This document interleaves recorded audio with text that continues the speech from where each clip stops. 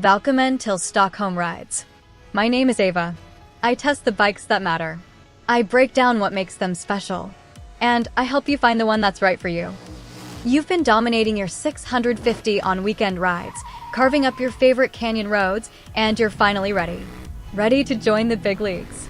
Ready to unleash 1,000 cubic centimeters of pure, unadulterated power between your legs.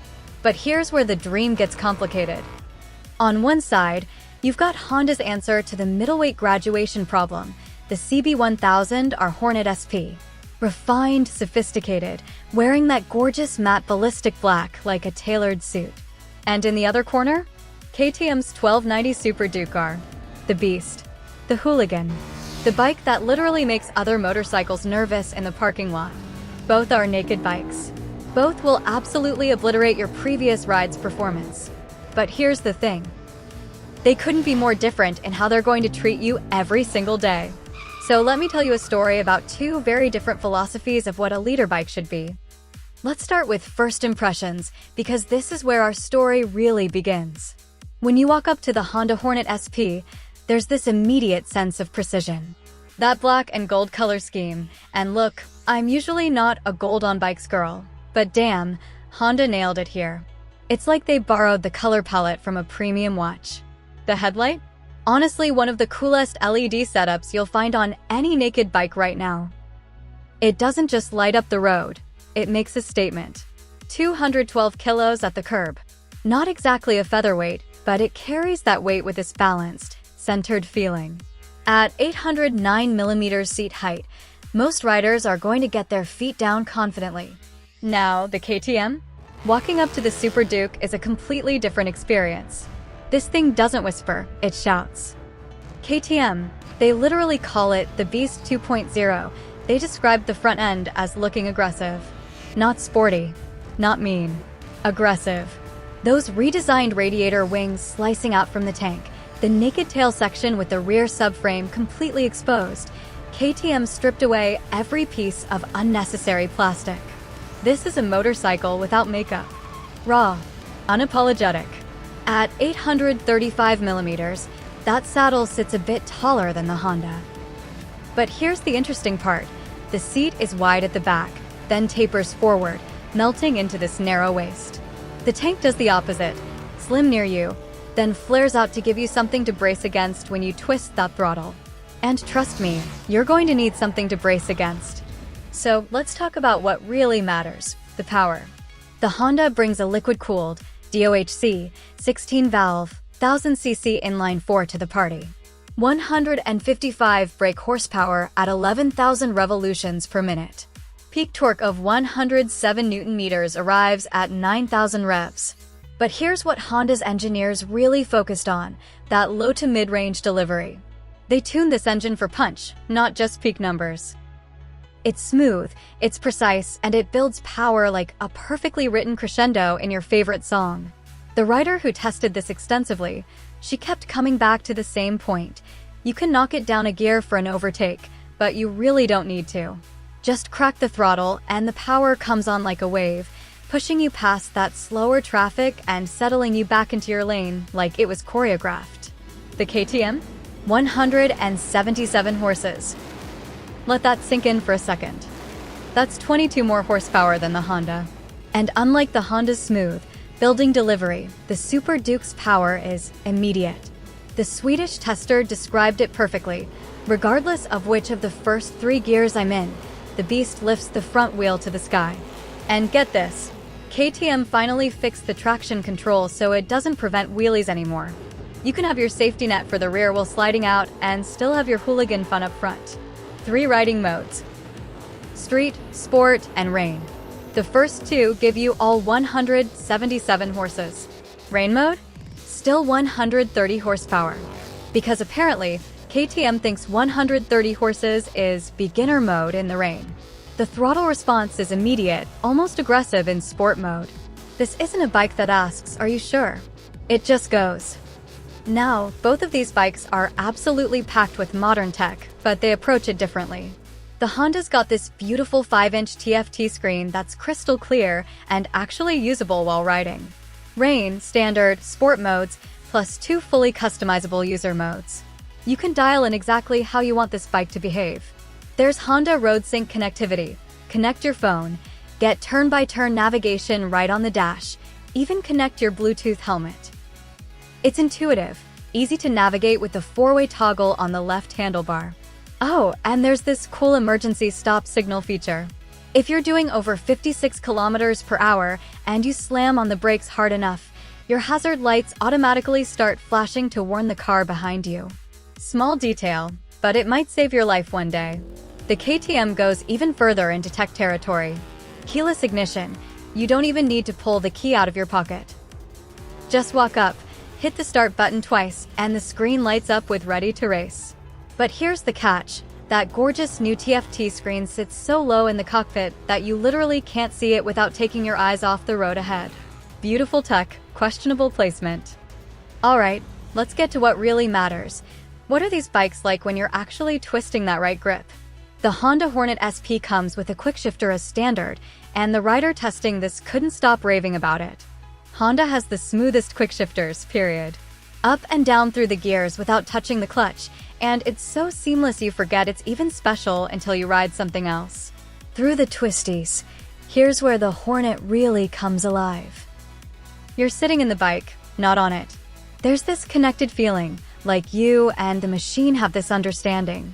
Those Showa upside-down forks up front with 41 millimeters of diameter, paired with an Öhlins monoshock in the rear with 139 millimeters of travel.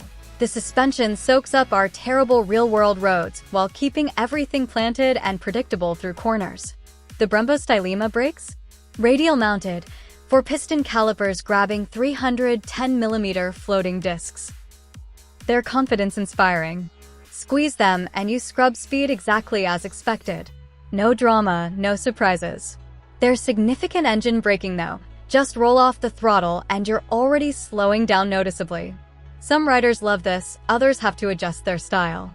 The riding position is upright enough for all-day comfort, but sporty enough to make you feel engaged. The tester said she could quite happily ride this bike all day and thought it would make an excellent touring bike as well as a weekend weapon. Now, throwing a leg over the Super Duke is a different kind of experience. That lower, more forward handlebar immediately tells you this is a more aggressive stance. The Swedish reviewer described it as sportily aggressive, built for active riding, for pushing, for attacking. Through the corners, you're not just leaning the bike, you're physically moving around on it, weighting pegs, sliding back on the seat, using your body as part of the steering input. It's more demanding, more physical, but also more engaging if that's your style. The Super Duke is stable and planted until you get overly aggressive with the throttle while muscling it into a direction change. Then, you'll feel some nervousness in the bars, a little shake right as the suspension tops out before it settles and gets back to work. But that's what the steering damper is there for. It never gets scary, just spirited. Those WP suspension components, 48mm forks up front with stiffer springs than the previous model, and a premium WP shock in the rear that you'd normally only find on expensive sport bikes. They're fully adjustable front and rear. This is a bike you can truly dial into your exact weight and riding style. The brakes? They impressed even on track. The feeling stayed consistent, the performance never faded, and the ABS worked flawlessly whether in normal mode, supermoto mode, or turned off entirely. One big difference from the Honda: very little engine braking. The Super Duke keeps pulling until you actually squeeze the brake lever. Now, no motorcycle is perfect, and both of these have some quirks you need to know about before you drop your cash. The Honda's exhaust can? It's hilariously bad. Massive, boring, and way too quiet for a bike with this much attitude. Every single person who tested this said the same thing. First modification would be an aftermarket exhaust. The stock can is so big that if you wear anything larger than a size 6 shoe, your heel might rest on the heat shield by the peg. The seat is brutally hard. Like, did Honda forget to put padding in this thing hard? The tester joked about needing to eat more cakes to build her own cushioning. For a bike they're marketing as capable of all-day touring, this is a real oversight. The clutch lever isn't adjustable, only the brake lever is. If you have smaller hands, that's going to be a stretch. Literally. And like basically every modern bike, You'll need a tail tidy immediately. That huge rear license plate bracket, yeah, let's leave it at that, is a huge bracket. The weight distribution sits a bit high, making the bike feel slightly top-heavy when you're walking it around the garage. It disappears completely once you're rolling, but it's noticeable. The KTM's biggest issue? That gorgeous TFT screen that you can't actually see while riding without dropping your eyes way down. It's packed with information and customization options that you can only enjoy when you're stopped. The test bikes came with the Performance Pack, which includes a bi-directional quickshifter. The standard bike only gets a quickshifter for upshifts. You'll be handling downshifts the old-fashioned way unless you pony up for the upgrade. So here's what it really comes down to, and this is the part that's going to help you decide. The Honda CB1000R Hornet SP is what happens when Japanese engineering focuses on refinement and precision. It's the bike that wants to be your partner for every kind of riding. Commuting? It's got you. Weekend canyon carving? Absolutely. Multi-day tour? Pack your bags. It's smooth, sophisticated, and predictable. The power delivery is linear and manageable. The electronics are comprehensive but not overwhelming. Everything works exactly as you'd expect, when you'd expect it. You're getting Brembo brakes, Öhlins suspension, and that beautiful black and gold SP package. It's a complete, refined package that doesn't really need anything, except maybe that exhaust and seat swap. The KTM 1290 Super Duke R is what happens when Austrian engineers ask, but what if we made it more? More power, more aggressive, more demanding, more rewarding when you get it right. This is a bike that wants to be ridden hard. It's most comfortable when you're uncomfortable, when your heart rate is up, when you're focusing, when you're working. It's not mean or difficult. The Swedish tester called it pleasant, easy to ride, and entertaining. But it demands more from you. It wants you to be an active participant in the riding experience, not just a passenger managing the throttle. The extra 22 horsepower isn't just a number on a spec sheet, it fundamentally changes the character of every ride. So, which one deserves your hard-earned money? Here's my take, based on everything we've learned. Choose the Honda Hornet SP if you want a bike that excels at everything. If you're looking for one motorcycle that can be your daily rider, your weekend warrior, and your occasional tour guide. If you value refinement, predictability, and that classic Honda reliability. If you want to arrive everywhere with a grin on your face, but not necessarily with your heart pounding out of your chest. It's the sensible choice, but don't let sensible fool you. With 155 horsepower, Öhlins suspension, and Brembo brakes, this is still an absolute weapon. It just happens to be a weapon you can use every single day without it wearing you out. Budget for that aftermarket exhaust though. Seriously. Choose the KTM Super Duke R if you want every ride to be an event. If you thrive on that edge of excitement, that constant engagement. If you want a bike that makes you a better rider because it demands your attention and rewards your skill. This is the bike for riders who don't want their motorcycle to be comfortable and easy. They want it to be thrilling and memorable. Every single time. It's the emotional choice. The one that makes less practical sense, but more gut sense.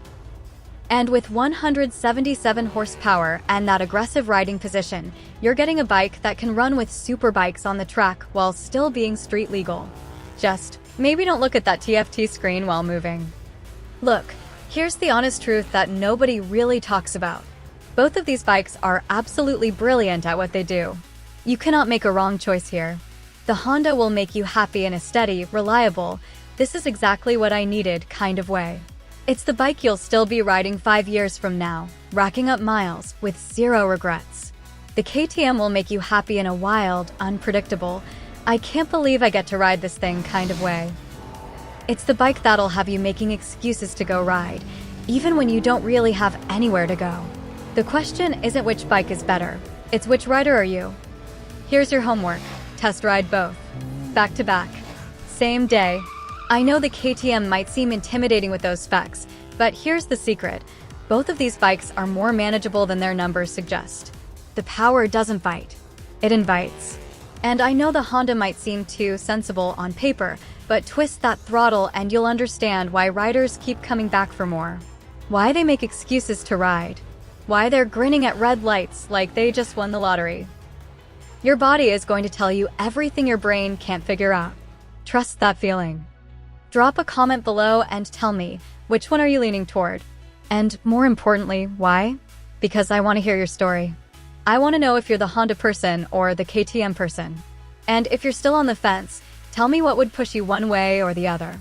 And if you found this comparison helpful, if it actually helped you get closer to making this decision, smash that like button. Subscribe for more deep dive comparisons like this one. Because the next video might be about the bike that's actually right for you. Alright, that's it. That's the Honda CB1000R Hornet SP versus the KTM 1290 Super Duke R. Two incredible bikes. Two completely different philosophies. One perfect answer for you. Now go find it. And when you do, come back and tell me about it. Thanks for watching. Ride safe out there.